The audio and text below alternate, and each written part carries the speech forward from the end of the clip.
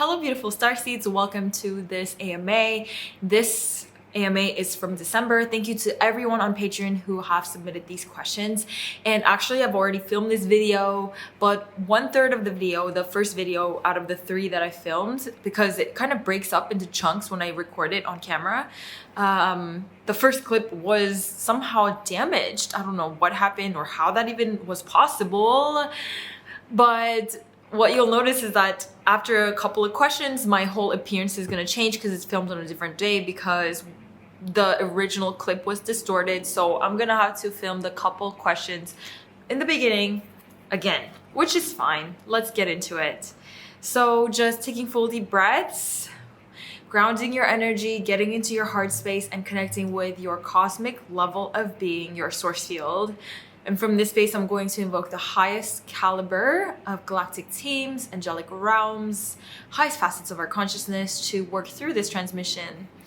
And the first question is, for several years now, I have been seeing repeating numbers, particularly on clocks, so frequent and consistent, and it cannot rationally be assigned the definition of coincidence. It draws my attention to the systematic nature of reality and at the same time presents as confirmation to the reassurances I have sought.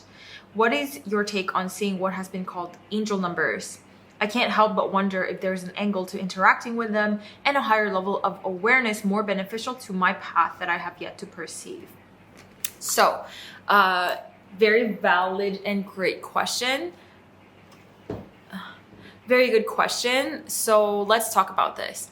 The first and foundational perspective that I want to discuss is the fact that you are the synchronicity, which means that at a certain point of your journey, you might look for external validation with numbers and you might look for these synchronicities as some sort of a sign, but eventually you'll start to notice that your actual state of consciousness, when it's high frequency and your actual byproduct of existing, just simply existing as the high frequency being that you are, results in things around your environment becoming harmonized and synthesized on an energetic level that is so far beyond our linear comprehension, or for some reason. It's just that you're the counteracting of entropy that occurs and you synthesize and you harmonize reality, and you are the puzzle piece to, your consciousness is the puzzle piece to synchronicities. So it's not like synchronicities visit you when it's necessary, but it's more like you are the kind of,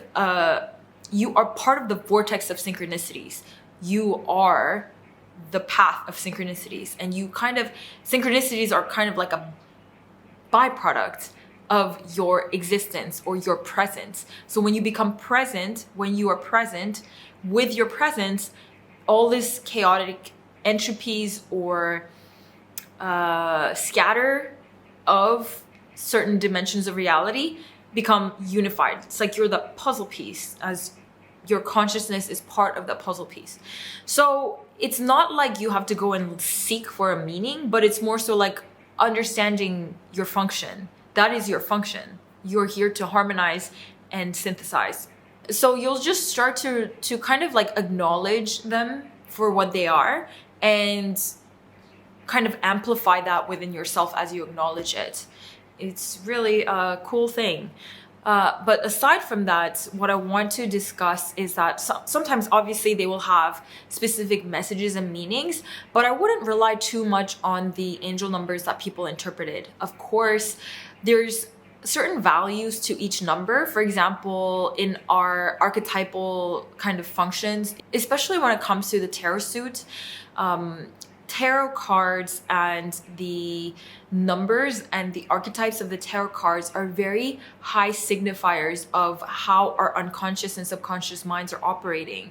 And so when there's specific meanings assigned to certain numbers from that, and also from various other systems of interpreting the macrocosmic energy, it is definitely valid, and it is a huge chunk of what makes numbers have more meaning. Depending on your own energetic field, because your energetic field is so unique, you would have a very special relationship with each number. So that's something that you need to figure out on your own, what certain numbers mean for you at different times of your life, at different points of your life. because you're basically a layers of fields of energy that is finding a rhythm, and depending on what you're going through at the moment, or depending on your own energetic field, you'll have a different relationship to the numbers that is quite different from how the mass perceive it. So your role is to really get in tune with your own field and communicate with those numbers and be curious about what they mean for you. And just like how crystals are intelligent and how plants are intelligent, numbers are intelligent fields of information. Numbers are intelligent fields of frequency that is interesting because most people think it's just like quantifiable metrics, but actually quantifiability is just one facet of numbers. It's just one of the functions that it can perform, but numbers are actually like a whole entire matrix of system. Each number is an oscillating and vibratory field of frequencies that interact intelligently with all other numbers and all other elements of reality. So what you can do is literally communicate with that field of number and download messages, what it means for you, and don't treat it like some flat inanimate metric, because it's not. It's a living library of information that is far beyond our comprehension. It's an interdimensional field of information, basically, each number is. Okay, so I mean, when it comes to angel numbers, that's cute, but I wouldn't go and try to take that as like something that's a fact. Again, a lot of people will break down what 222 means, what 111 means, but that would have been true for that interpreter or that psychic person, or it would be true for a certain collective, but there's so much more. And that's just one little layer of what they could mean, but you're going to need to communicate with it constantly as you would communicate to other intelligent dimensional beings. Right? Like how you would talk to your higher self. Like you can have that same attitude to the numbers. It's kind of quite similar with time as well. Timelines. Time is something that is largely misunderstood. And I explained in one of my YouTube videos about how to stretch time, that time is still in its place and it's the mind that renders it. But it's also important to understand that it's not the human mind that renders it alone. It's the human mind and the planetary mind and the solar mind and the like source level mind that all harmonically renders time. So time isn't still in a sense that it's like static, because nothing is static. Time is also similar in a way that there are vibratory fields of information that is intelligent and is interacting with the whole of reality. So numbers and time are similar in a sense that we think it's a flat linear metric, but they're very highly intelligent interdimensional fields of frequency and information. So you can play around how you relate to time and numbers. All right, I hope that's helpful.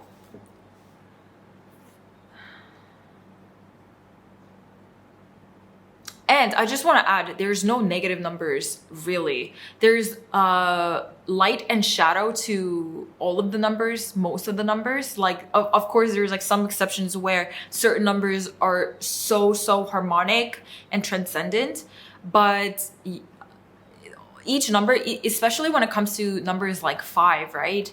They have negative connotations because of the terror suit and the, 5 of Pentacles, 5 of Cups. Like no one likes that number. But, the light side of that is like it's very deep transformation, for example. And usually the numbers that hold very negative connotations like 13 or 4 in Asian context, it's because they hold so much spiritual power that certain dark fields like to utilize that number for their own intention. But the number itself is like extremely high potency. Like 13 is one of the most highest potency numbers in terms of the spiritual power. But just like how if you visit a vortex on the geographical grid, if you go to a powerful spiritual vortex on the locational grid, there's going to be both light and dark energies around it. It's the same with numbers. So don't render certain numbers to be negative just because of some social connotations.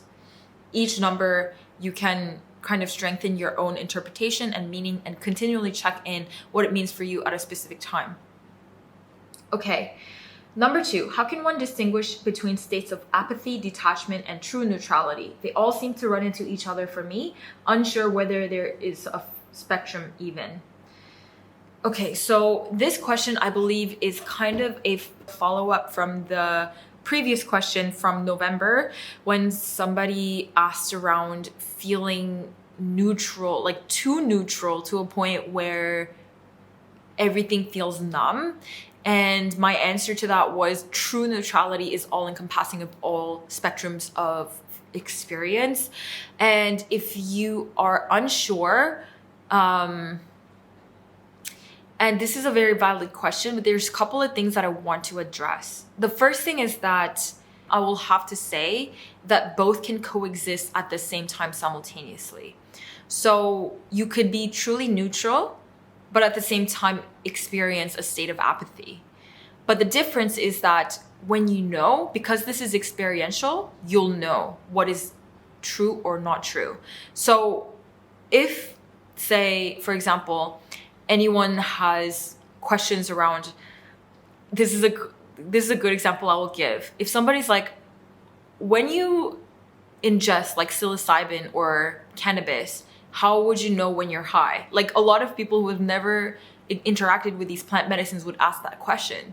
But the answer is like, you'll know when you're high. And the same thing is with the true non-duality, or the essence of transcendence, is that instead of that confusion, you will clearly know if you really are resonating on that bandwidth. And if you feel somewhat unsure, which is what, you might have to kind of change up your environment and create a more conducive environment where majority of your habit patterns are broken. Because if you are in the same environment, doing similar things, seeing similar people all the time in that same environment, it's gonna create some sort of stagnancy where all of these energies start to blend. So it's very important for you to do things that stretch your comfort zones, or drastically change your environment, or drastically change your habit patterns, in order to kind of isolate that which is true, to isolate that which is pure out of your consciousness. So when you go into a condition where your environment factors are drastically different, it will really assist you in filtering out which part of your consciousness truly is the essence of who you are. I hope this kind of makes sense. And it'll give you a reference, but if it kind of feels to me like maybe you haven't done something that is so outside of your environmental context, like really something surprising to your conscious mind. That's one of the ways that I really like to meditate, is really go somewhere different, create a whole setting that is different, create a time and space that is different, and fully dedicate the practice of tuning into that level of consciousness while I'm there. And then I can carry that thread back to my usual environment and try my best to integrate that back into the usual environment. But if I'm doing the same stagnant things again and again and stay in the same place, and in the same kind of habitual context, it's going to be more difficult for me to tune back and like calibrate that back. It's kind of like going to the gym. But with consciousness, it sometimes just takes for you to create certain environmental conditions to keep it sharp, you know? If that's not an option, then you'll just have to sit in a room alone and turn off all of your devices. That's really important. Turn off all of your devices and focus until that conscious reality becomes revealed. That level of reality becomes revealed to you. But when you ask, like, what is the difference between that state of apathy and numbness versus true transcendence? It's kind of like asking the question of like, how do you know when something is white versus just like foggy? You will have to just discern that for yourself. But it's like if something is really foggy versus if there's like a pure white light, it could look similar from far away, but in the experience it's drastically different. The important thing though is to remember that the transcendence exists and continually motivate yourself to reach for that. It's like a switch that flips. You can literally switch it. And I know I talked about changing your environment, but to be completely honest, if you can remember the importance and significance of it, then you'll be able to switch onto it. But unfortunately, the extent to which how important it is to strive for the sharpest level of transcendence is not very clear on a day-to-day basis. That's why I think it's ideally great to carve out the time and space to dedicate. You know, for example, if you went to a Vipassana retreat for 10 days, that's all you care about.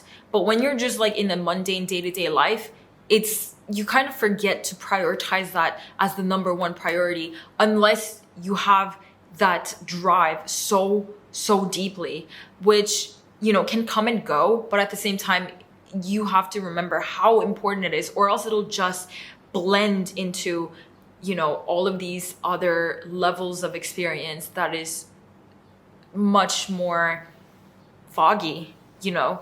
I hope this makes sense, but I do see that the other thing that I want to address about your question, sometimes when people ask a question, I like to go a little bit deeper into the root cause of the question. I feel like your question has an underlying aversion to the human experience in all due love and respect possible, that I completely understand why you feel that way. And I feel that way sometimes, of course. If you're a high density soul and you have to find yourself here and you see how this matrix is designed, and it's not even about like finding out what is underneath this matrix, like, oh, finding out about the controls of systems and the systems of power, none of it like that. Just knowing how much amnesia is everyday existence just by being human, because of the morphogenetic field and because of the environmental factors and because of the systems in place. It just, yeah, I know. It's, so beneath this question, I sense like this aversion to all of this, like even sensational emotions and experiences, but there will come a point where you will integrate it instead of numb it down. If you numb this experience down, it's not going to go anywhere. It's just going to push it deeper and deeper, and it's not going to have a conduit to flow out. You know, there's this quote from Joseph Campbell that says, bliss is any emotion felt all the way through. And that's essentially what happens with non-duality, is you'll have the space and buffer with that pure transcendence to feel something all the way through. What happens when you don't have that buffer of high consciousness, of high awareness, is that you'll feel experiences or emotions or sensations until it's just too much. And then essentially what happens with most people is they suppress it, repress it, or it just kind of like explodes. But once you have that transcendence and know that you can alchemize any experience, and that's what you essentially want to do, because at the end of that experience, it's going to be worth it. You might be asking, why did I sign up for having this much experience and this much emotions and all of this by being human while you're going through it? But once you get all the way through it, you'll know that it's worth it. When you experience that total transcendence, you will know. And you will have more and more reference points to when it's not that.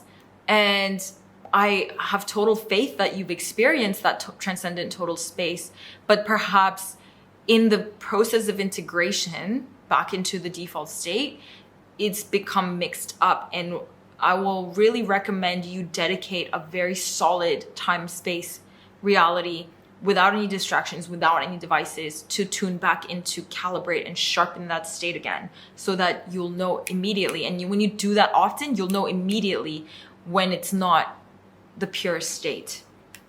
I hope that is helpful.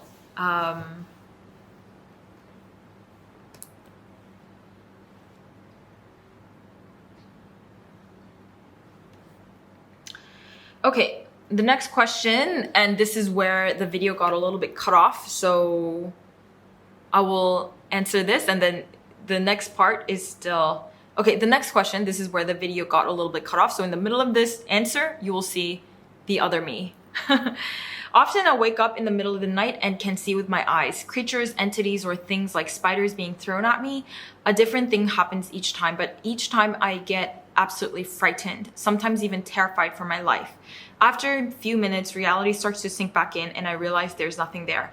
Any idea what is happening to me? Okay, so a lot of people commented on that thread of that particular question, and in my purity mastermind too, there was a lot of people talking about this, seeing entities during sleep states or what to do. And I will have to say that yes, reality may kick in and you may realize there's nothing there on the 3D, but all the things that you see or think you see are actually on the astral plane. So you're not hallucinating. That's actually the truth of the astral plane. If people could actually see all the things that are going on in the astral plane just like all the time in the same kind of reality matrix, we would all go insane. Like there's just so much happening. But the thing is, when you learn your own sovereign power and how to clear these entities easily and effortlessly, most of the times these entities just won't bother you because you know how to transmute them. So just know that you have all the power to clear those entities easily, energetically. Tune into your heart, ground your energy, connect with the source level of being, and invoke the clearing of certain entities. And sometimes they just want to be rerouted back to where they belong, or just completely forgiven or transmuted or sent back to source. So you can do that, and once you know how to do that, this is just going to be like a piece of cake. It's not going to bother you that much. You know, I believe that the reason why you might feel frightened is not because they're actually that scary, because most of these entities, they're not that scary. They're usually harmless or just like, whatever, you know? But you might be scared because it's unknown. And even if they were like real spiders in real life, you'd be scared, even though you know they're not going to do anything to you. Obviously, if the spider is like toxic, but if it's just regular like flies or bugs or mosquitoes, you would still have a negative reaction on the 3D. So on the 4D as well, when these things are happening, it's not that they're necessarily dangerous, but it's just that, you know, it's like, what the hell? So just energetically clear them. And it's not like you're hallucinating. The one case that you might have to watch out is like if the entities seem to be coming from a curse or black magic from another party, then you'll have to get a clearing and like really pay more attention to that, because those seem to be more persistent than just random entities around, you know? If you find yourself in those specific situations that are obviously not that common, one of the best things you can do is hire another powerful healer to assist you in the clearing. And sometimes that's just the best thing you can do. Like, of course you can do the work for yourself, but when there's like these recurring situations with specific entities or specific scenarios, one of the best things you can do is get a clearing. There's so many powerful healers out there that can just assist you in a personal session. Obviously, the high quality healers, the price will be high, but it's just worth it for clearing that energy or unhooking, or, you know, just assisting you with your calibration. When there's pressing, it is really worth it. But I do remember when I was younger, like when I was in high school, when I was in like more darker period of my life, I used to have these entities like more seriously. And this was way before my spiritual reintegration. So if you know my whole story, I was extremely interdimensional for a good decade of my life. And then when we just went through some time portals, I completely had to detach from that interdimensional existence. And when I was basically like in high school, I was totally cut off from that because of my environment and things like that, and for my survival basically. And I would have entities in the nighttime and stuff. And I remember very clearly one night, what I essentially did is I was walking to the washroom in the middle of the night and I saw an entity, and I really dropped into myself, right? It's like this entity, dark entity. And I wasn't into this kind of energy work at that point, but I intuitively knew what to do. I was like, well, if this dark entity is in front of me, I know how this universe is, you know, polaric. And even though I didn't have these spiritual concepts in my intellectual field, I just knew intuitively that reality is polaric. There's numbers, there's hot and cold, there's light and shadow, and there's negative and positive energetic field in the electromagnetic field. And I just know for a fact that the universe is polaric. And if I see this entity that is dark in front of me right now, I know for a fact, an actual fact, that an entity exists of the same caliber or greater that is positive. And then from that space, I invoked an angelic being or a light being of my own understanding at that time. I just, you know, if I saw a shadow being, I just know there's the opposite of that existing on that plane or higher. So I invoked that level of being. I was like, well, if I see this dark entity, let me invoke something of the same caliber or greater to neutralize it. And then the entity literally went away. And then after that, no entity seemed to bother me ever again, because I think I just like kind of automated that systematic thinking, and then I'm not afraid anymore. But there was one time that when I was in Korea, and this was during my college years, I think. I don't know. At some point, I went to Korea a lot because I have family there.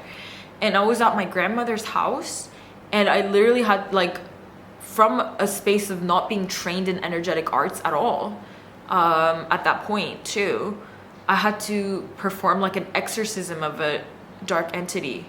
And I broke out in hives after that.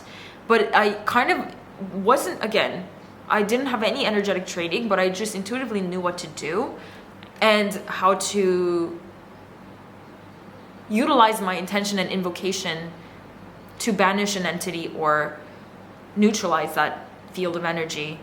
So I hope this helps.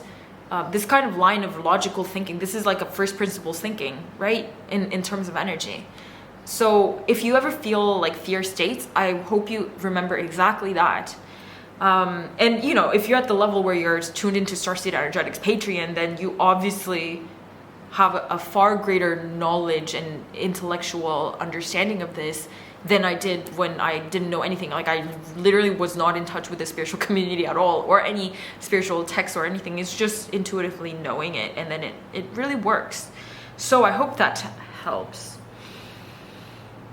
But yeah, again, these days, if I see like things go, I'm like, oh, hey there, bye. That's kind of like my attitude. Unless they want help. Unless they like request for help to return to their own place. Okay, next question. You mentioned that it is necessary for us to enhance and fortify our protection against psychic attacks at this time. Could you give some insight into entities, denser energies from both polarized levels, low and high, serving the negative, and how they affect us, and mostly the best way to protect our energy from these attacks? Further to energy healing and exercise, I'm addressing my neurology with biochemical sustenance and support. However, I cannot seem to stabilize my energy levels. Okay, so this question ties beautifully into the previous question. So I hope the answer to the previous question helps you in this question, but I will tune in to see if I want to add anything to that. But for the last part of your question, when you're talking about neurology with biochemical sustenance and support, I'm not sure exactly what you mean, what condition you have, or if you're asking me how you can sustain your neurobiochemical energetic field to fortify protection. If that's what you mean, let me tune in. It will be very personal for everyone, right? But for you specifically, let me tune in. Okay, for you specifically, I got a message around cell salts, and it's funny because I haven't even used this for myself in years. I can't even believe I remember that this exists. But if you go into like homeopathic medicine, there is something called cell salts, and they're little like salty little dissolving tablets that you can take. And I don't know exactly what they do, but they're very helpful to energy. So for you specifically, that's the answer that I'm getting. But of course, for everyone, the answer is gonna be different. But if that cell salt thing is good for everyone. So if you resonate with looking that up, you can look that up.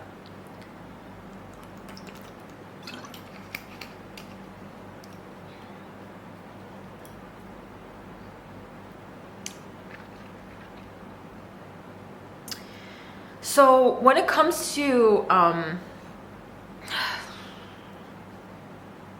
denser energies, right? And aside from these astral fields, when it comes to more powerful, denser entities,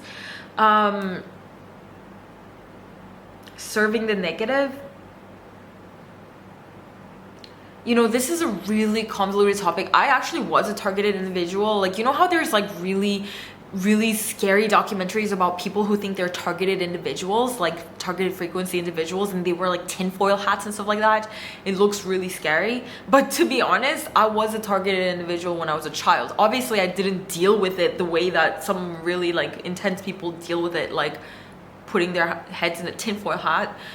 I couldn't do anything about it. But I would have like insane headaches that I couldn't explain, that I didn't even want to tell anyone about, because I knew that the adults would just give me medicine that doesn't help. You know, and these implants and distortions and all of that we get. And to be honest, like, we're all living in the matrix of that, right? We're all living in a matrix controlled by a lot of these entities. And that's the truth. But at the same time, it looks like this is serving their agenda, right? These negative entities. But at the end of the day, the true agenda is from source. The true agenda is from one infinite creator. And these negative entities are actually just playing its part into the evolutionary scheme of the one infinite creator. So there's no reason to be afraid of these paradigms and control matrices. I know it's hard to actually go through it, because even me, I go through this and I'm like, this is just too much. But at the end of the day, we're not stuck by some control fields that is out of our consciousness. All of these negative entities are also serving, again, the paradigm that we all want to experience in the end. It's going to be worth it in the end. And it's going to be worth it now if you allow it to be the case now. It is worth it now. You have to hypnotize yourself into knowing that this is worth it, because otherwise you'll just be depressed. Real talk.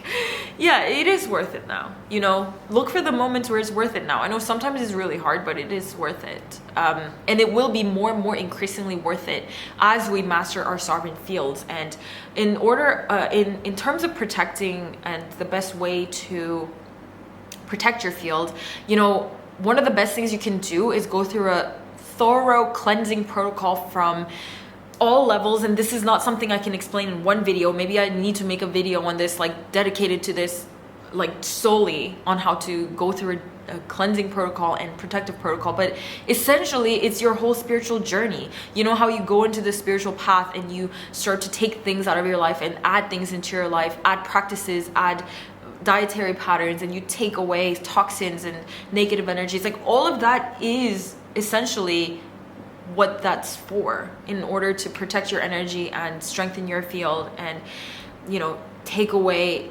dissolve any distortions. But at the same time, what I want to add is getting a series of thorough cleansing from powerful professional healers is very, very helpful.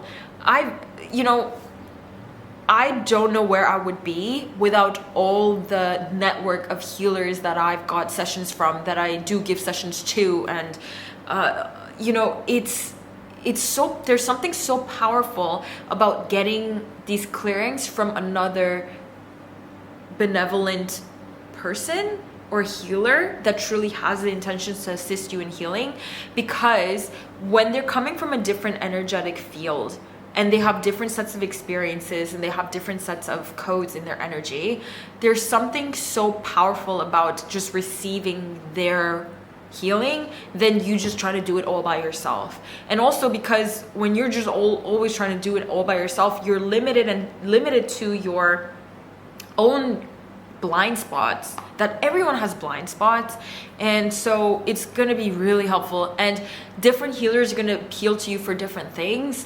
And so it's like, get multiple different healers to help you with multiple different aspects. But one of the things that you might want to look into is like black magic clearing. I know that's scary, but a lot of people just walk around with black magic that is thrown at them, either knowingly or unknowingly, sometimes unconsciously. Some people throw black magic at people, not even know, curses or just like ill intent. So getting a clear on that is really helpful. Unhooking or getting soul retrievals, or it depends on your field. Like maybe you need a good physical healing, like get a physical hands-on healer. All of that is really, really, really, really helpful. And once you're pure enough, once your field has been cleansed enough, then you have more of a reference to when things need to immediately be calibrated from your own field. Then you can do it like more as you go from that point on. Keep your body strong and flexible, exercise, do yoga, meditate. And I know I put out this video about like meditating without meditating, but that's for phases, and that's for very advanced levels and through phases. Even if you're very advanced, that needs to go in phases. So like in one season you go through more of a neutralized practice, and then in one season you go into more disciplined practice and things like that. All of that is going to help. And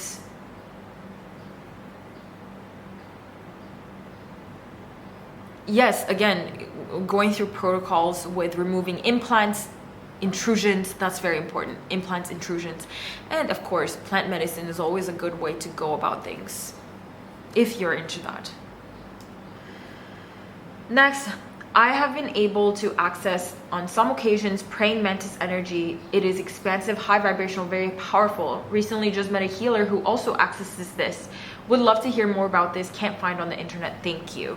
So yes, praying mantis energy, it's a very benevolent group of beings, but I will say that the reason why you can't find much on the internet is because it's supposed to be experiential.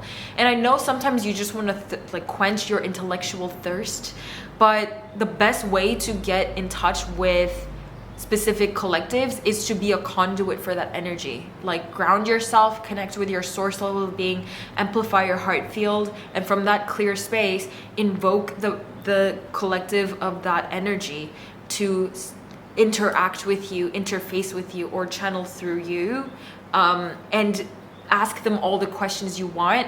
That's basically the best way to find out more about a collective.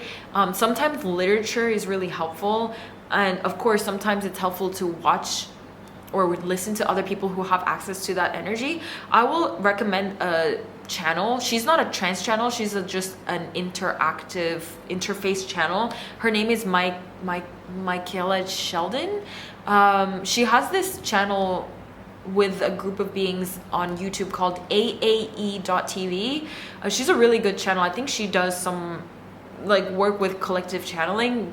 I think probably there's going to be some mantis energy here and there, but at the end of the day, I will tell you, sometimes working with some people who claim to access certain energies or claim to have access to certain knowledge or a group of people are highly distorted, and it's going to actually hinder your connection to them.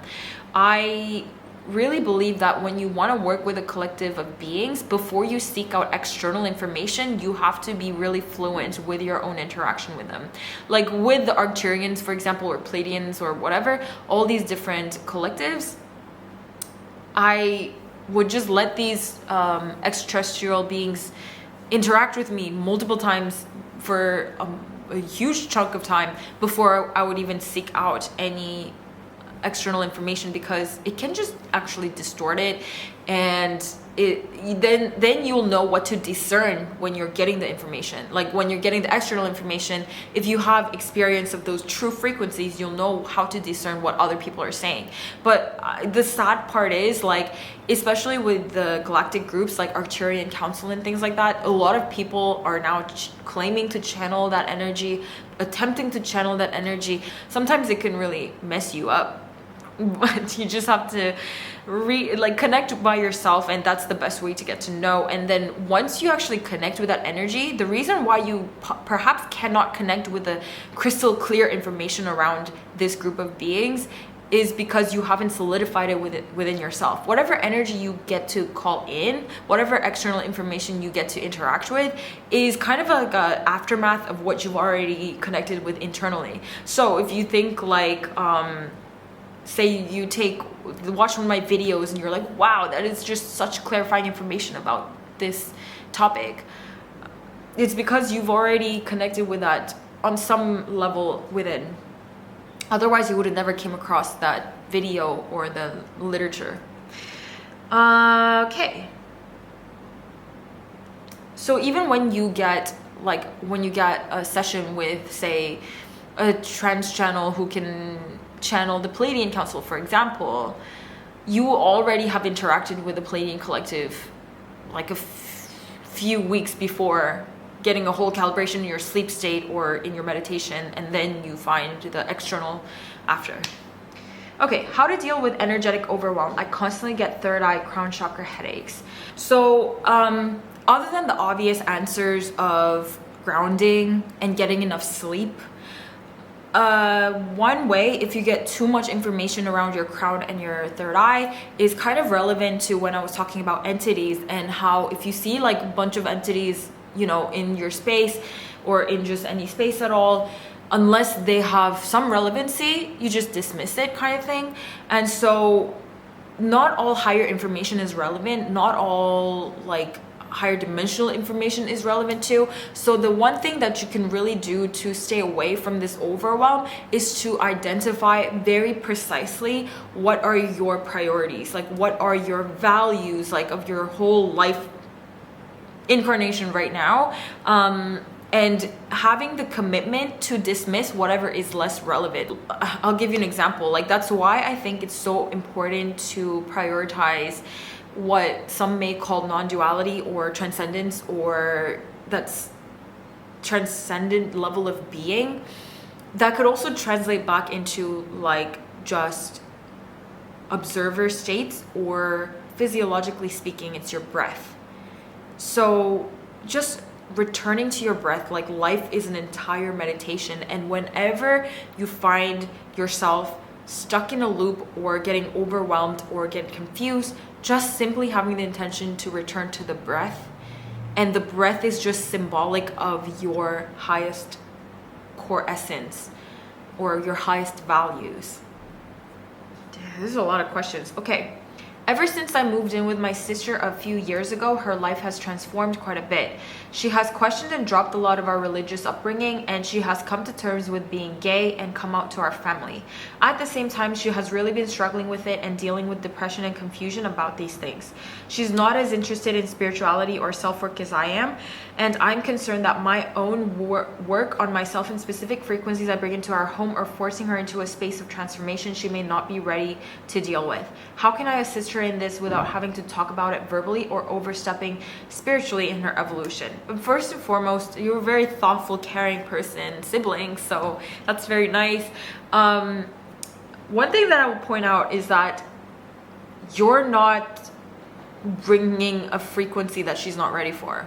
Like, she knew that this was the thing that she was signing up for when she decided to be your sibling, you know, prior to the incarnation life.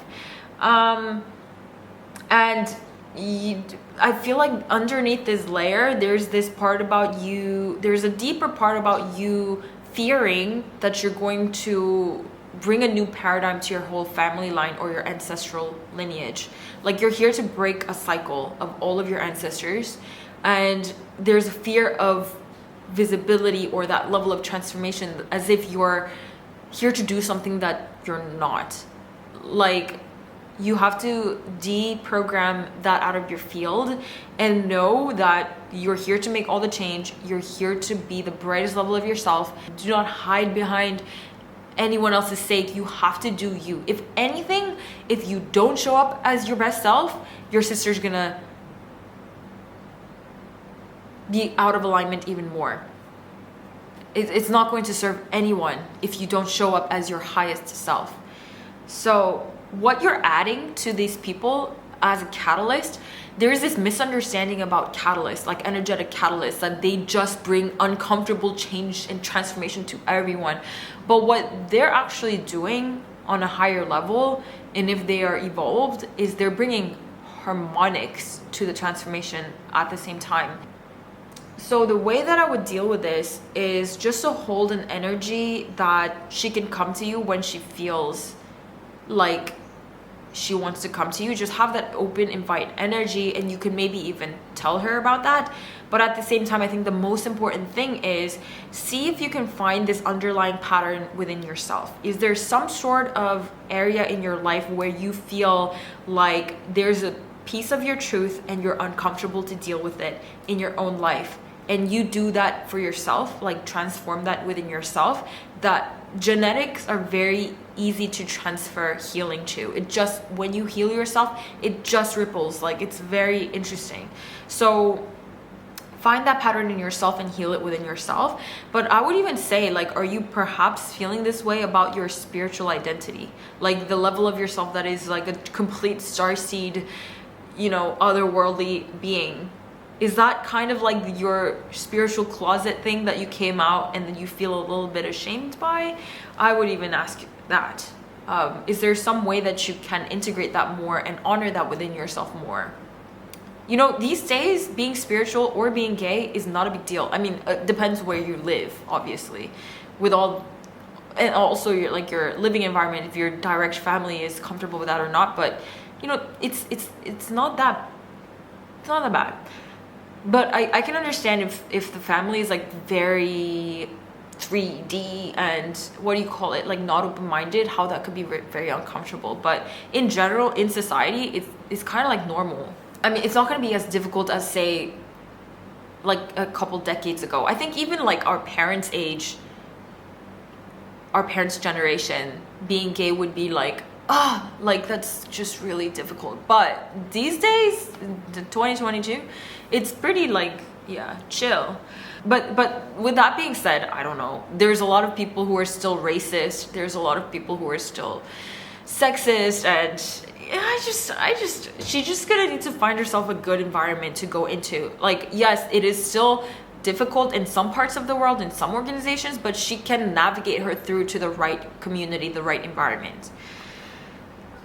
Okay, next question. What are some common energetic roots to imposter syndrome? Best healing angles? Despite a lot of deep work on loving and accepting myself, lately I constantly feel clouded, as if I'm not truly meant for the large mission I feel called to deep down. It seems that the part of me that wants me to give up and be normal is growing heavier. Is there anything you've experienced that this might be outside of imposter syndromes or another issue that presents similarly? I would say that the imposter syndrome is just part of being human.